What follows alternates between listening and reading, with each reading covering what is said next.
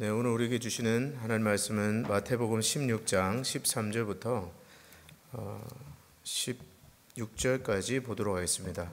예수께서 빌립보 가이사랴 지방에 이르러 제자들에게 물어 이르시되 사람들이 인자를 누구라 하느냐?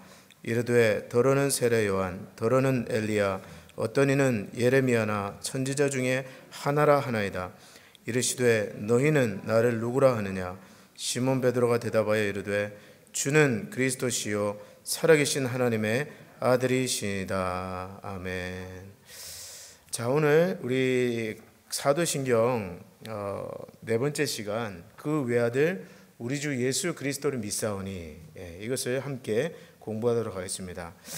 여러분, 사도신경의 가장 많은 부분을 차지하는 것이 뭐라고 그랬죠? 하나님에 대한 신앙 고백입니까? 예수님에 대한 신앙 고백입니까? 아니면 성령에 대한 신앙 고백입니까? 예수님에 대한 신앙 고백입니다. 그래서 사도신경 12항목 중에서 무려 6항목이 예수님은 누구신가, 그리고 예수님은 어떤 일을 하셨는가에 대한 신앙 고백이 나와 있습니다. 왜 그런가? 왜 사도신경에 그 많은 부분을 예수님에 대한 신앙 고백이 차지하고 있는가? 왜냐하면 기독교는 예수님에 대한 신앙 고백을 떠나서는 존재할 수 없기 때문에 그래요. 예수님에 대한 신앙 고백, 예수님이 누구신가가 기독교에 있어서는 가장 중요한 본질이기 때문에 그렇습니다. 여러분, 주변에 돌아보면 하나님이 없다라고 말하시는 분들은 그렇게 저기 이슬람권을 가든 이런 데 가보면 하나님의 존재를 믿는 분들은 많아요. 그런데 예수님을 믿는 것은 사실 어렵습니다. 여기서 유대교와 기독교가 갈라지는 거예요. 이슬람에서 예수는 그냥 선지자의 한 사람이에요. 그런가 하면 유대교에서 예수는 이단자입니다. 그런데 오늘 기독교에서 예수는 그 외아들이시고 또 주가 되시고 그리스도가 되신다. 이것이 여러분과 저의 신앙 고백입니다. 초대교회 때부터 많은 이단들이 예수님에 대한 잘못된 신앙 고백을 하면서 도전을 해왔습니다. 예를 들어서 초대교회 당시에 켈수스라는 사람이 있었는데요. 이 사람은 예수님은 마리아와 로마 병사 사이에서 난 자식이다. 그런 걸 주장했어요. 말도 안 되죠, 여러분, 우리가 생각할 때는. 그러면서 말하기를 그가 만약 진정 하나님의 아들이었다면 왜 그렇게 십자가에서 허망하게 죽었겠냐는 거예요. 그런가 하면 어떤 사람은 예수님은 그냥 사람일 뿐이다. 하나님은 아니다. 사람일 뿐이다. 도덕적으로 윤리적으로 잘 살다간, 하나님의 뜻을 따라서 살다간 인간일 뿐이다. 또 반대편 극단에서는 예수는 하나님이지 사람이 아니다. 어떻게 우리 같은 이 육체를 입고 하나님이 이 땅에 올 수 있단 말이냐. 예수는 신이지 사람이 아니다. 이런 도전들이 있었습니다. 여러분들 중에 읽어보신 분들이 있으신지 모르겠지만 다빈치 코드라는 그 댄 브라운이 쓴 책을 보면, 저도 한 5년 전인가 읽었는데, 거기서 뭐라고 얘기합니까? 예수가 막달라 마리아와 결혼을 해서 자식을 낳았다는 거예요. 그 후손이 지금 또 이어져 내려오고 있다. 프랑스 어디 쪽인가 그쪽에서 이어져 내려오고 있다는 소설이죠, 여러분.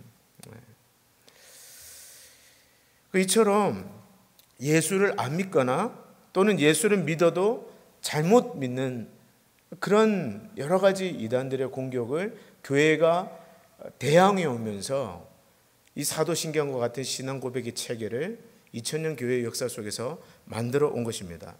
그래서 마틴 로이드 존스 목사님 같은 분들은요, 그렇게 말씀하세요. 예수가, 나는 예수를 믿습니다 라고 말하는 것으로 충분하지 않다라는 거예요. 나는 예수 믿습니다. I believe in Jesus. 이걸로 충분하지 않다는 거예요. 당신이 예수에 대해서 무엇을 믿느냐, 더 중요한 것이 이거라는 거예요. 그가 단지 사람일 뿐이냐, 아니면 그를 단지 하나님으로, 신으로 믿느냐, 아니면 예수가 정말 육체로 오셨느냐, 그가 무엇을 하셨느냐, 그 죽으심에는 어떤 의미가 있느냐, 이것이 더 중요하다는 거예요. 그건 모르겠고 anyway 나는 예수 믿습니다.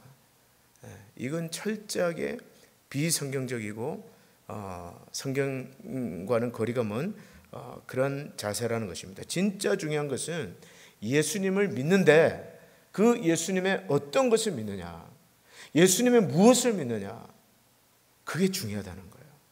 그래서 사도신경의 첫 번째 전능하사 천지를 만드신 하나님 아버지를 내가 믿사오며, 그 구절 바로 뒤에 예수 그리스도가 누구신가 먼저 나옵니다. 그 외아들 우리 주 예수 그리스도를 믿사오니. 그 다음에 예수께서 어떤 일을 하셨는지 사도신경은 말해주고 있습니다. 자, 그러면 오늘 예수 그리스도는 누구십니까? 사도신경에 따라서 첫 번째로 우리가 알아볼 것은, 먼저 예수는 그의 외아들이시다. 여기서 말하는 그가 누굽니까? 어떻게 하셨어요? 그의 외아들, 하나님의 외아들. 외아들이 뭐예요, 여러분? 하나밖에 없는 아들입니다. 아유, 할렐루야. 하나밖에 없는 아들이에요. 근데 여러분, 저는 아들이 셋입니다, 여러분. 그런데 만약에 여러분이 아들이 하나 있는데 다른 사람에게 여러분의 아들을 소개한다면, 아유, 얘는 내 하나뿐인 아들입니다. 딸도 없고, 그 독생자라는 의미는 그거예요, 여러분. 예수님이 형제가 여러 분 있는데 다 딸이고 칠남, 칠녀, 일남 중에 막내 아들이, 이 말이 아니라 그의 외아들이란 말은 무녀, 동남 아들이에요. Only son, the son. 하나뿐인 아들이다. 근데 그런 아들을 소개하면 여러분 어떻습니까? 이 아들은 하나뿐인 아들입니다. 거기에 소개하는 아버지의 애정이 담겨 있는 거예요. 무엇과도 바꿀 수 없는 귀한 아들이다. 그런 의미가 담겨 있습니다. 예수님이 그의 외아들이라는 의미에는 예수님을 향한 하나님의 그 사랑이, 애정이 담겨 있는 거예요. 실제로 성경을 보면 예수님께서 세례를 받으실 때, 그리고 변화산에서 용모가 변화되실 때 하늘이 열리고 하나님 아버지께서 뭐라고 말씀하셨습니까? 이는 내 사랑하는 아들이요, 내 기뻐하는 자라. 내 사랑하는 아들이요, 내 기뻐하는 자다. 예수님은 하나님의 그 사랑을 듬뿍 받는 the son, a son이 아닙니다. 여러 아들 중에 한 아들이 아니라 only the son, 한 아들이라는 거예요. 그러니까 여러분, 우리가 독생자라는 것은 그와 동등한 이가 없고 유일하신 아들이며 하나님 아버지를 온전히 계시해 주실 수 있는 아들이라는 뜻입니다. 여기서 중요한 것은 예수님이 하나님의 아들이 되신 것이 아니에요. 처음부터 하나님의 아들이셨습니다. 언제부터요? 영원 전부터. 하나님께서 영원하신 것처럼 예수님도 영원하신 하나님의 아들이셨습니다. 이게 왜 중요하냐면 초대교회에서는 그런 이단들이 있었습니다.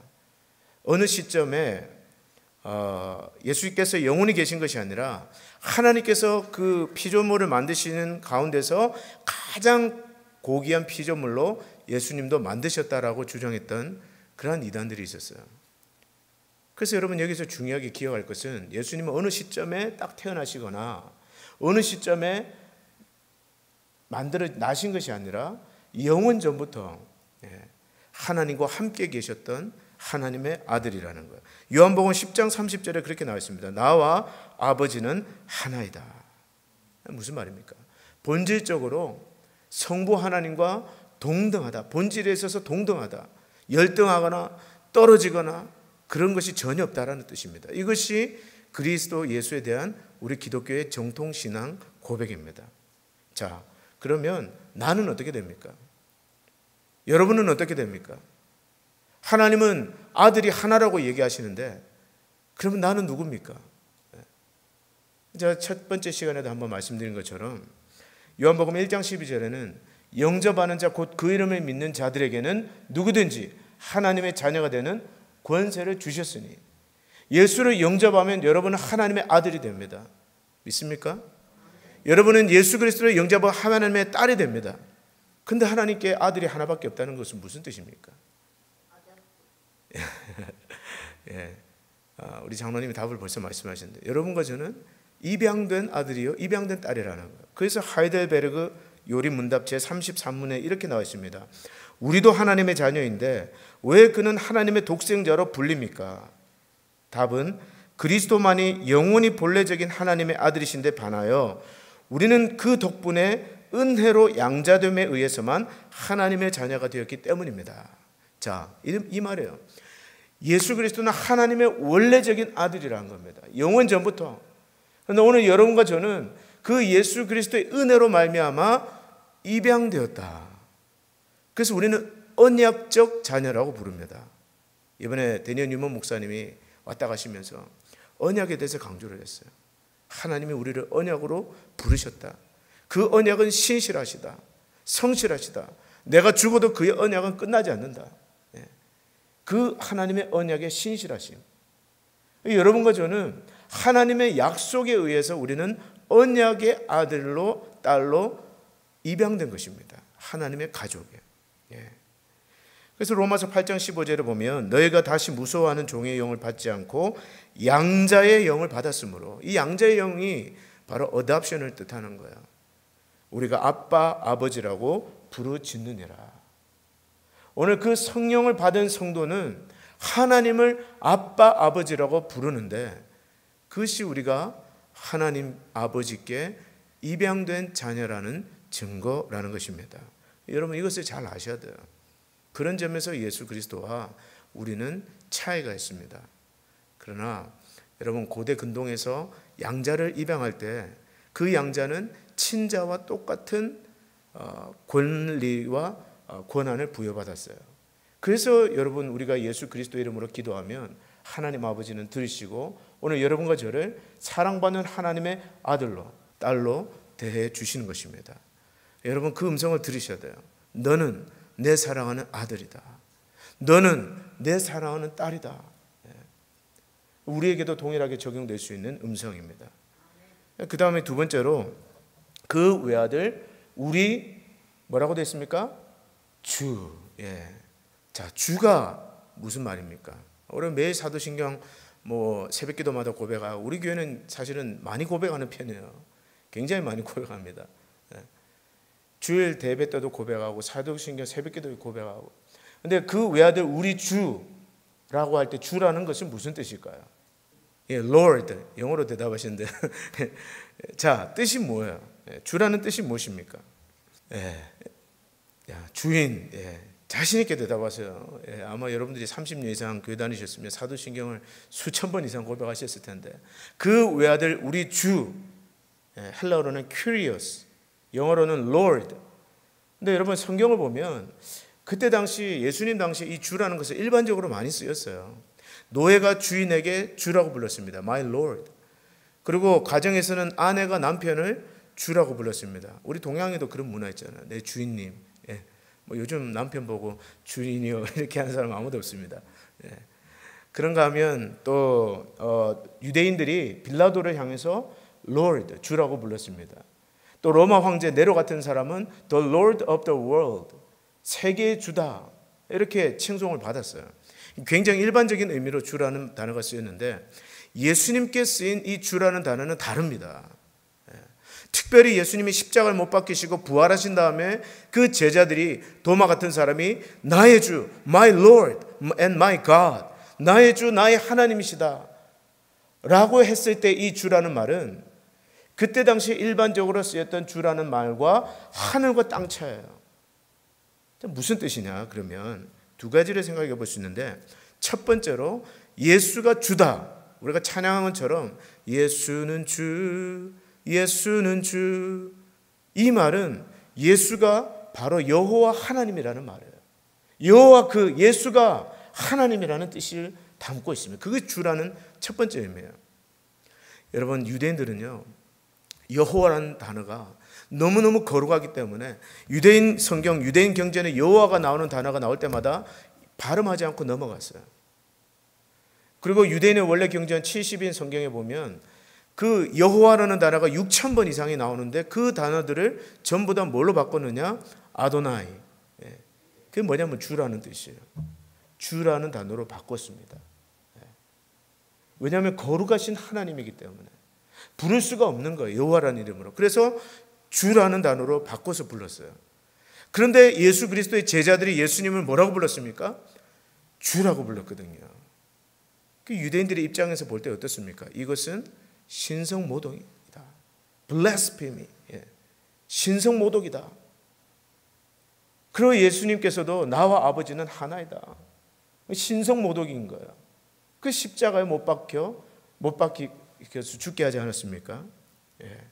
여러분, 우리가 그 외아들 우리 주 예수 그리스도를 믿는다. 이것은 우리가 고백하는 거예요. 나는 예수가 하나님이심을 믿습니다. 구약에 계시된 천지를 창조하신 하나님, 지금도 천지를 붙들고 계신 그 여호와, 예수가 바로 그분임을 나는 고백합니다. 이런 뜻이에요. 그걸 여러분 확실히 하셔야 됩니다. 그래서 예수는 오늘 우리의 예배 대상이 되는 겁니다. 아까 우리가 찬양한 것처럼 호산나, 호산나, 죽임당한 어린 양. 그분이 바로 하나님이시다. 그분이 바로 여호와시다. 기독교인은 바로 그 예수가 하나님이심을 고백하는 자들입니다. 그래서 고린도전서 16장 22절에 보면 만일 누구든지 주를 사랑하지 아니하면 저주를 받을지어다. 우리 주여 어서 오시옵소서. 예수라고 하지 않고 주여, 우리 주여 어서 오시옵소서. 그래서 사도행전 9장 42절에 온 요파 사람이 알고 많은 사람이 주를 믿더라. 무엇을 믿었다는 거예요? 예수가 하나님심을 믿었다는 겁니다. 뿐만 아니라 여러분, 예수는 주라고 할 때 아까 여러분들이 고백한 것처럼 그 예수는 나의 주인이다. 그런 뜻이 있습니다. 첫 번째로 예수가 하나님이라는 뜻이 있고, 두 번째로 그분이 나의 뭐라고요? 주인이시다. 성경에 따르면 여러분과 저는 죄의 종이었습니다. 죄에 팔렸던 자들이었습니다. 죄에 팔려서 죄의 노예로 살고 있었던 자들이에요. 그런데 누가 우리를 값주고 사셨습니까? 예수님이. 이제 나의 소유주는 누가 됐어요? 예수님이 되셨어요. 이제 내 이 몸과 내 존재의 주인은 죄가 아니라, 사탄이 아니라 나는 누구의 것입니까? 예수 그리스도의 것입니다. 그것이 바로 예수가 나의 주라는 뜻입니다.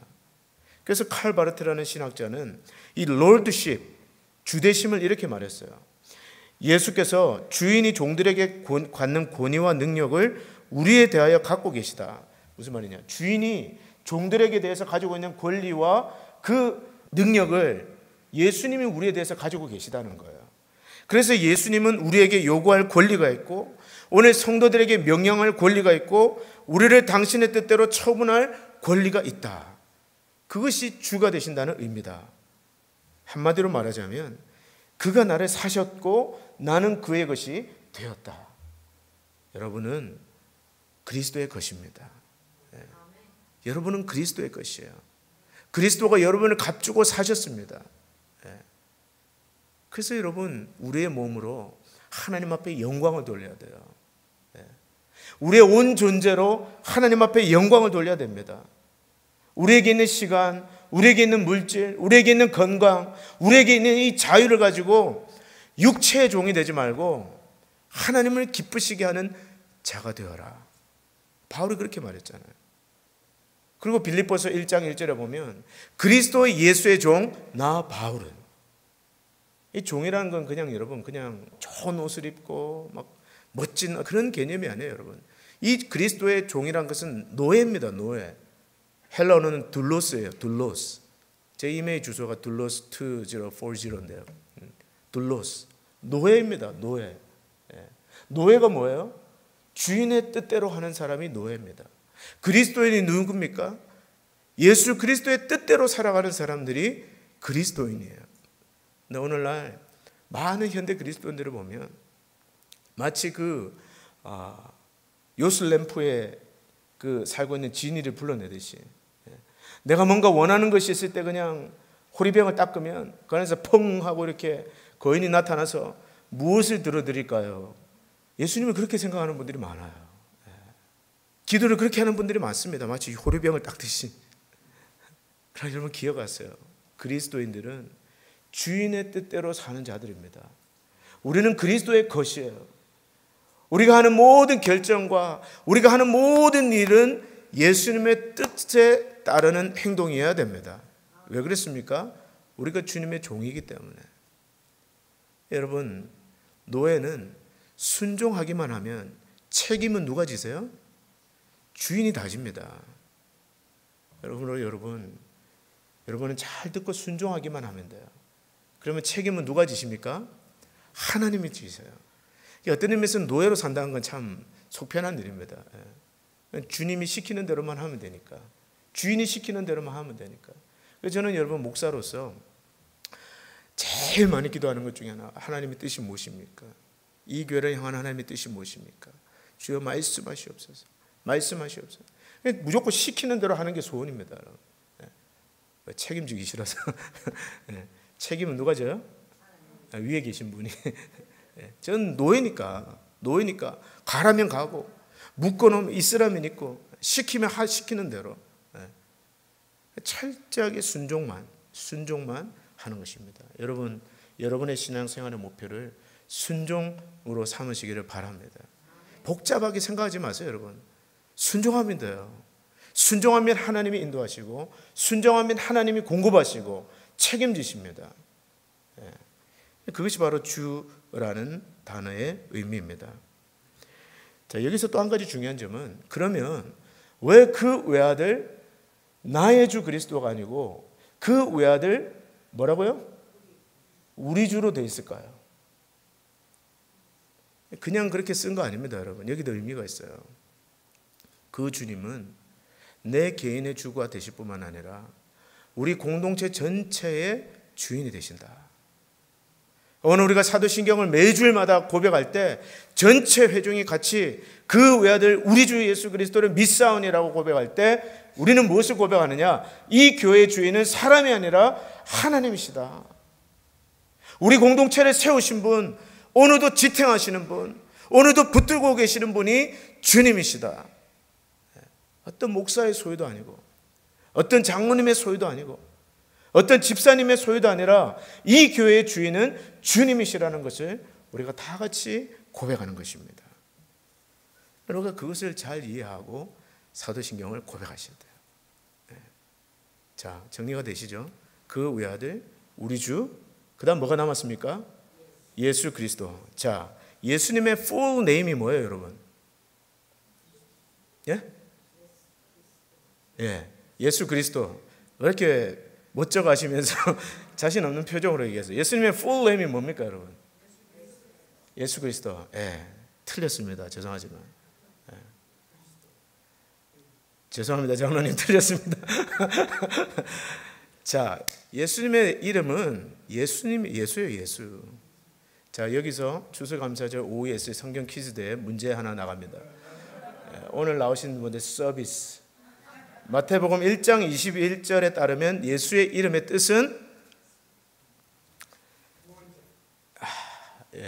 요거는 정확하게 답을 하셔야 돼요. 아들을 낳으리니 이름을 예수라 하라. 이는 그가 자기 백성을 그들의 죄에서 구원할 자이심이니라 하니라. 자, 예수 이름의 뜻이 뭐라고요? 누구를요? 그렇죠. 자기 백성을 그들의 죄에서 구원할 자다. 이것이 예수 이름의 뜻이에요. 자, 문제 잘 적으세요, 여러분. 여러분 구역 대표에게 말씀해 주시기 바랍니다. 자, 그것이 예수 이름이고, 그럼 그리스도란 뭐냐? 여러분들이 full name을 예수 그리스도라고 했는데, 그리스도는 직함을 나타내는 거예요. 예를 들어서 우리 지난번에 오신 목사님 파스터 데니얼 뉴먼, 그분의 full name은 데니얼 뉴먼입니다. 근데 파스터는 뭐예요? 직함이에요. 그분이 하시는 일을 나타냅니다. 예를 들어서 김 사장님, 김은 그분의 라스트 네임이고 사장은 그분의 직함이에요. 예수 그리스도라고 했을 때 예수는 이름을 뜻하고 그리스도는 직함을 나타내는 겁니다. 자, 이거 이해하시죠? 이거 정리하고 넘어가세요. 신앙생활 오래 하신 분들도 잘 모를 수 있습니다. 그리스도는 직함이에요. 자, 근데 그 직함은 무슨 일을 뜻하는가? 사장은 사장의 일을 하고, 목사는 목사의 일을 하고, 장로님은 장로님의 일을 하시는데, 그러면 예수, 그리스도는 무슨 일을 하는 직함인가? 여기에, 자, 제가 설명해 드릴게요. 자, 그리스도라는 것은 헬라어로 그리스도예요. 헬라어는 로마 당시, 예수님이 살던 로마 당시의 국제 언어가 헬라어였잖아요. 그릭. 그 의미로 그리스도, 히브리어로는 머사야, 메시아입니다. 그 뜻은 뭐냐면 기름 부음을 받았다는 뜻이에요. 네. 기름 부음을 받은 자다. 그것이 그리스도의 뜻입니다. 자, 기름 부음을 받았다는 건 그건 무슨 뜻입니까? 구약에 기름을 부어서 직분을 세우는 것이 세 가지가 있었는데 첫 번째가 선지자입니다. 선지자를 임명할 때는 기름을 부었어요. 선지자들은 기름 부음을 받았습니다. 두 번째가 제사장이에요. 제사장들을 임명할 때는 기름 부음을 받았습니다.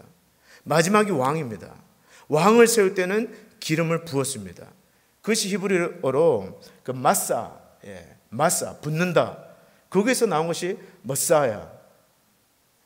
헬라어로는 그리스도. 그리스도는 무슨 뜻이라고요? 기름 부음을 받았다. 자, 여기에 그 사람이 하는 세 가지 직분의 기능이 있는데 첫 번째는 선지자예요. 예수님이 그리스도라는 말은 예수님이 기름 부음을 받은 자인데 그러면 예수님이 하시는 일이 뭔가? 첫 번째로는 선지자로 일하십니다. 여러분, 선지자가 뭐죠? 하나님의 입술이에요. 하나님의 말씀을 전하는 자입니다. 하나님으로부터 말씀을 받아서 백성들을 깨우치는 자가 선지자예요. 여러분, 선지자의 기능이, 선지자를 우리가 보통 예언자라고 하는데 foretelling, 앞에 일어나는 일만 얘기하는 것, 그것만 아니에요. 여러분, 선지자의 기능은 이미 하나님께서 주신 이 율법의 책을 가지고 그 백성들을 계속해서 깨우는 역할을 하는 겁니다. 하나님의 언약을 깨우고 하나님의 약속을 깨우면서 그 백성들이 하나님의 말씀 앞에 무지하지 않도록, 하나님의 뜻은 이것이다. 그래서 여러분, 선지자들이 예언할 때 뭐라고 붙였습니까? 여호와께서 가라사대, 여호와께서 내게 말씀하시니라. 이사야, 예레미야, 에스겔 다 그랬습니다. 그 말씀으로 하나님의 백성을 깨우는, 예수님이 사역하셨던 것이 바로 그것입니다. 이 땅에 오셔서 그 선지자적인 사명을 감당하셨어요. 하나님의 뜻을 말씀하시고 그 죄와 어둠에 빠져있던 사람들을 말씀으로 깨우고 세우는 일을 하셨습니다. 그래서 요한복음 8장 26절에 보면 나를 보내신 이가 참되심에 내가 그에게 들은 그것을 세상에 말하노라. 뭘 말한다는? 하나님의 말씀을 말하는 자, 선지자라는 거죠. 만약에 예수님께서 선지자가 되셔서 우리에게 오지 않으셨다면 여러분과 저는 여전히 영적인 무지 가운데 빠져 있는 겁니다. 두 번째로 제가 제사장이라고 했어요. 제사장도 기름 부음을 받았는데 바로 예수 그리스도가, 그리스도란 말은 예수님이 제사장적인 사역을 하신다. 근데 여기 두 가지 중요한 의미가 있는데 첫 번째로는 자신의 몸으로 유일한 희생 제사를 드리셔서 우리를 구원하셨습니다. 여러분 다 아는 내용이에요. 지금 정리하고 있는 겁니다. 히브리서 9장 26절에 보면 그리스도께서 자기를 단번에 제사로 드려 죄를 없게 하시려고 세상 끝에 나타나셨느니라. 단번에, once and for all, 두 번 드릴 것도 없이 한 번, 그냥 그걸로 딱 끝난 거예요. 단번에 자기의 몸을 들여서 죄를 없게 하시려고, 그것이 예수가 제사장이라는 뜻입니다. 그리고 히브리서 10장 12절에 보면 오직 그리스도는 죄를 위하여 한 영원한 제사를 드리시고 하나님 우편에 앉으셨느니라. 자, 여러분, 이것이 무엇을 의미합니까? 단번에 드리셨다. 한 영원한 제사를 드리셨다. 이 말은 십자가 외에, 그리스도의 희생 제사 외에 다른 어떤 것을 의존해서 하나님 앞에 나가려고 해서 안 된다는 뜻이 있고요. 또 그리스도의 희생 제사에 다른 무엇을 더해서 구원을 얻으려 하거나 그리스도의 희생 제사가 어떤 점에서 불충분한 것처럼 생각하는 것은 예수가 그리스도이심을 부인하는 것이다. 자, 무슨 말이냐면 예수님의 희생 제사로 완전히 단번에 once and for all 완전 끝났다는 겁니다. 뭐가 끝났다는 거예요? 뭐가 끝났다는 겁니까? 그 공로를 의지함으로 하나님께서 우리를 완전히 받아주셨다는 거예요. 그 외의 조건은 받지 않는다는 겁니다. 뭐 할례를 받아야 된다든지, 뭔가 좀 선행을 해야 된다든지, 뭔가 그 그리스도의 희생 제사에 덧붙여서 제사를 좀 바쳐야 된다든지 이런 거 없다라는 거예요. 그리스도께서 희생 제사가 되심으로 완전히 단번에 끝이 났다는 겁니다. 그래서 우리가 아까 처음 찬양한 것처럼 은혜로만 들어간다는 뜻이 그 뜻이에요. 은혜로만 들어가네. 은혜로만 선단에 누구의 공로도 아닌 어린 양의 보혈로 그리스도가 우리의 제사장직 사명을 감당하셔서 우리의 희생 제사가 되셨기 때문에 십자가 외에 우리가 의지하고 하나님 앞에 나갈 것이 아무것도 없다는 거예요. 이 땅에 살면서 아무리 많은 그리스도를 위해서 일을 한다 할지라도 마지막 설 때는 우리는 빈손 들고 십자가 붙들고 나가는 것입니다. 그것이 그리스도가 제사장적 사역을 감당한다는 뜻입니다. 그런가 하면 여기에는 지금도 살아서 우리를 위해서 예수님께서 간구하신다는 의미가 들어가 있어요. 히브리서 7장 24절에 보면 예수는 영원히 계심으로 그 제사 직분도 갈리지 아니하나니 그러므로 자기를 힘입어 하나님께 나아가는 자들을 온전히 구원하실 수 있으니 이는 그가 항상 살아서 저희를 위하여 간구하심이니라. 무슨 말입니까? 예수님께서 여러분을 위해서 지금도 간구하고 계시다는 거예요. 우리가 어떤 잘못을 저질렀을 때도 하나님 앞에서 의로운 제사장이 계셔서 그분이 우리를 대신해서 하나님 앞에 간구하고 계시다는 뜻입니다. 그런 의미에서 예수는 그리스도시다. 예수는 제사장의 역할을 감당하신다. 마지막으로 첫 번째가 뭐라고 했죠? 선지자시다. 그리고 두 번째는요? 제사장. 마지막은 예수는 왕이시다. 여러분 오늘 대통령 뽑았는데 대통령을 왜 뽑습니까? 이 나라를 통치해 달라는 거예요. 우리를 잘 먹고 잘 살게 해달라는 겁니다. 우리나라를 보호해 달라는 거예요. 인간 지도자를 세우는 겁니다. 그런데 예수가 왕이시다는 말은 예수가 그의 백성들을 통치하신다, 다스리신다, 보호하신다. 인간 지도자와는 다릅니다, 여러분.